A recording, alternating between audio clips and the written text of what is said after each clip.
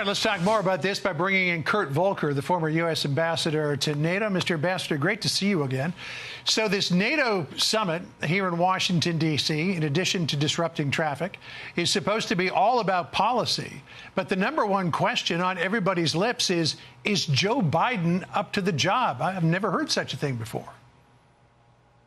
Yeah, no, that's exactly right, John. There's two things on people's minds. The first is, do we have a strategy for helping Ukraine win the war against Russia, or are we going to have this war for a lot longer? The answer is no, we don't have a strategy for winning yet. And then who's going to be leading the alliance? Is Joe Biden fit to lead right now? Is he going to run for re-election, or are the Democrats going to replace him? And if he doesn't run, or if it's President Trump as our next president, what does that mean for NATO and U.S. leadership as well? So a lot of questions on people's minds right now.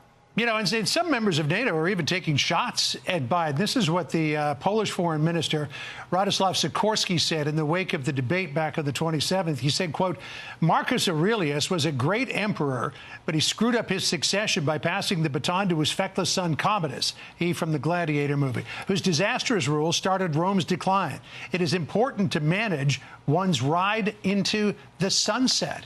I mean, this is a guy who's courted controversy on social media before, but holy cow.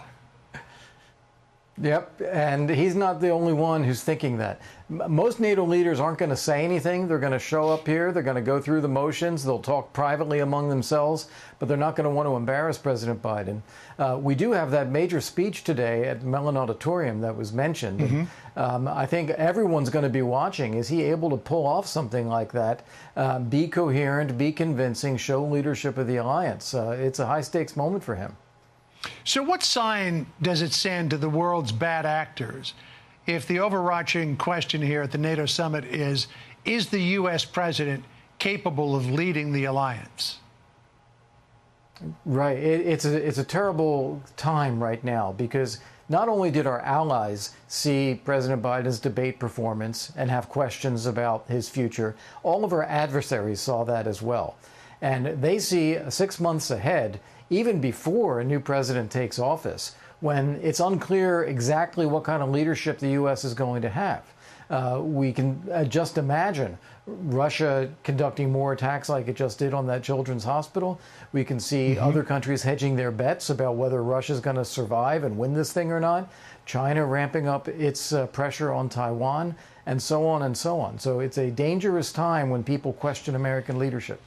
So there was a Wall Street Journal article about how the White House was keeping Biden's aging and the effects of it under wraps. And part of that extended to NATO, saying this, quote, German officials aware of Biden's fatigue at night sought to accommodate the president by planning a June 2022 event with German Chancellor Olaf Scholz in the early evening. Biden didn't show, surprising the chancellor and his aides, officials said. Instead, Secretary of State Antony Blinken arrived and announced that Biden had to go to bed, according to two people who were there. The White House disputes that, but I mean, it seems to track with what we're hearing. I heard a similar story. I heard a similar story, and I've heard other stories as well, where he has skipped or curtailed evening activities, particularly while on travel.